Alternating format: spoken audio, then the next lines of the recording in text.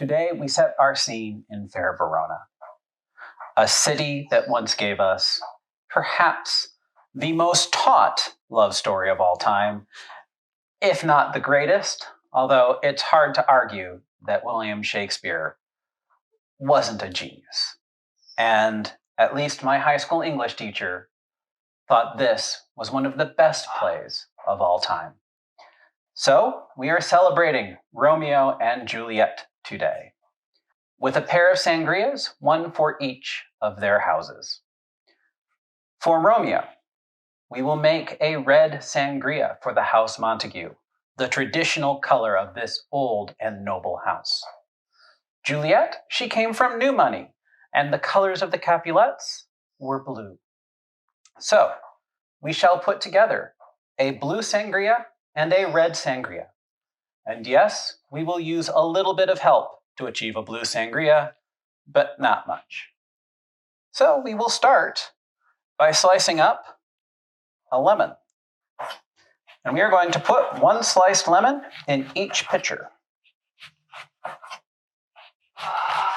Similarly, we're going to give each pitcher an orange and a lime. And one a slice. So, there we go.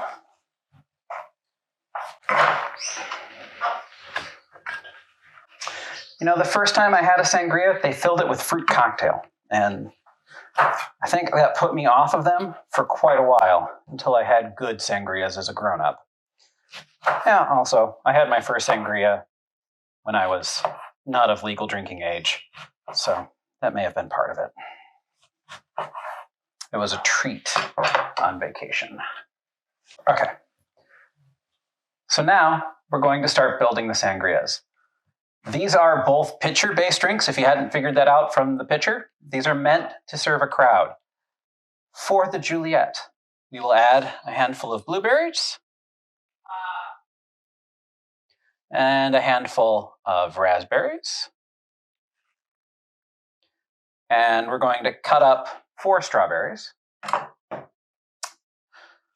But this hopefully is not enough red fruit to make this turn red. If you have really juicy raspberries or really juicy strawberries, you might want to hold off on adding the berries. If you want to get real fancy, you could just use blueberries and white strawberries. That would be kind of cool. Normal strawberries should work. Just be conservative with your raspberries. To that, we're going to add 2 cups of white grape juice.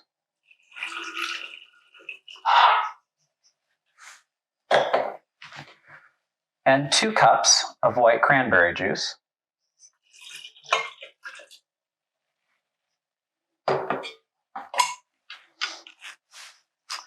Plus the juice of 4 limes.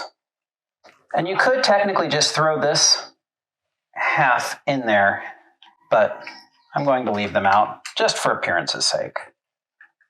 And now we're going to add our secret ingredient that should turn this blue. Blue Curacao Syrup. We will add 2 full ounces of this stuff.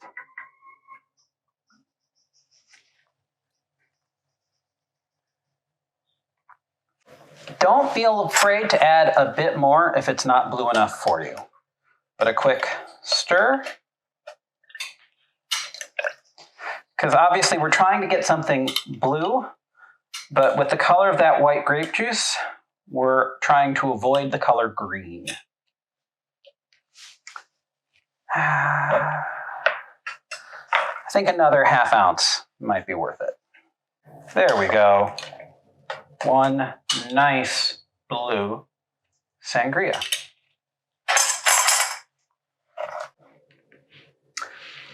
Now we shall cook.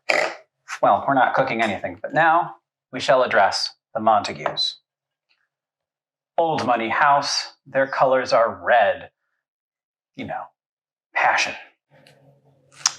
Now for the old money. Normal cranberry juice, 2½ cups. 2½ cups of orange juice.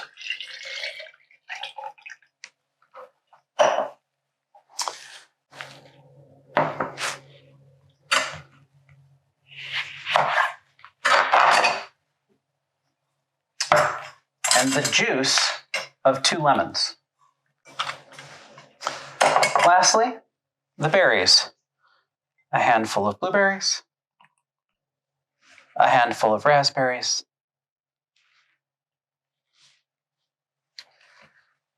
and we will slice up some strawberries.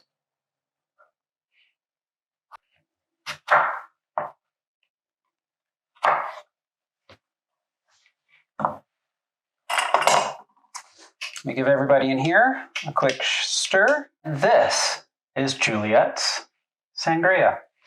Both of these want to go into the fridge for a few hours.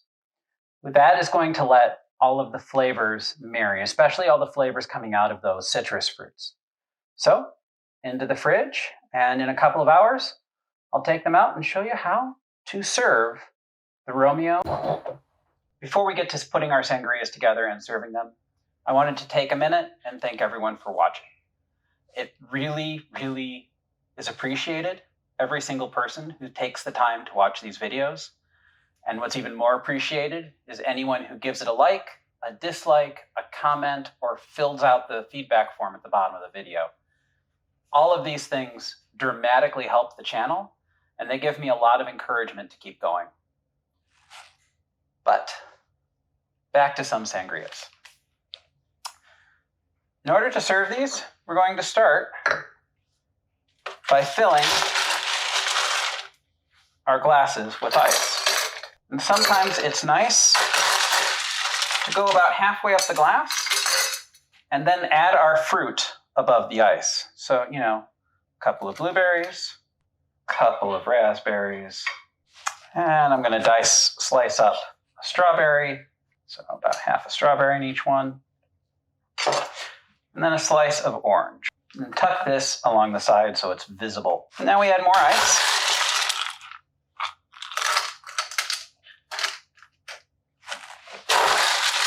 Fill them up pretty full. And now we pour. And we're going to fill each one about 2/3 of the way up. First, our red. And then our blue.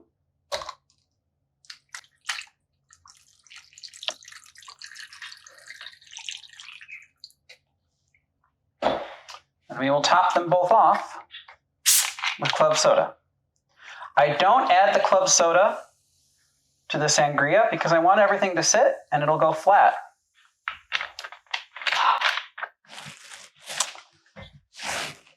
You may put the club soda in first.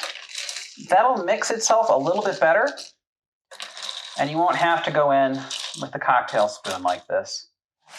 But either way works.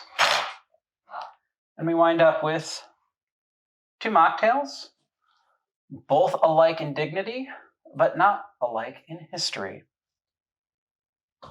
First, I shall try the Juliet.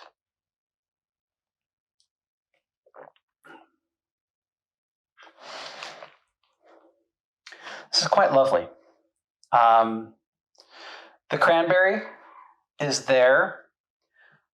So if you're used to the red wine flavor from a traditional sangria, that really is a nice alternative to it.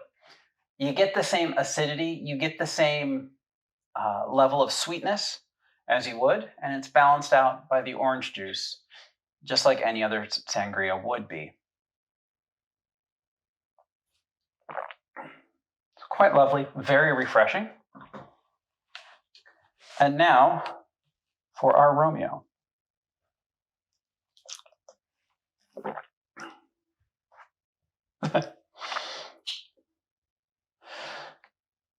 This came out a bit sweeter. Even though we put all that lime juice into it, the blue Curacao syrup, had a lot of sugar in it, and white cranberry juice is just sweeter than traditional cranberry juice. This is a bit more simple on the palate. It doesn't have the same depth and complexity. If I might consider adding a dash of salt and a dash of apple cider vinegar or some other vinegar to give it a little bit more complexity on the palate. Don't get me wrong, this is absolutely delicious. It's just a bit simplistic, if that makes sense. I don't think you can go wrong making either of these.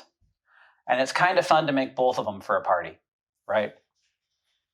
Who goes for blue? Who goes for red? It doesn't really matter. They're kind of the same drink. They just look radically different. If you make it, can't wait to hear how it goes.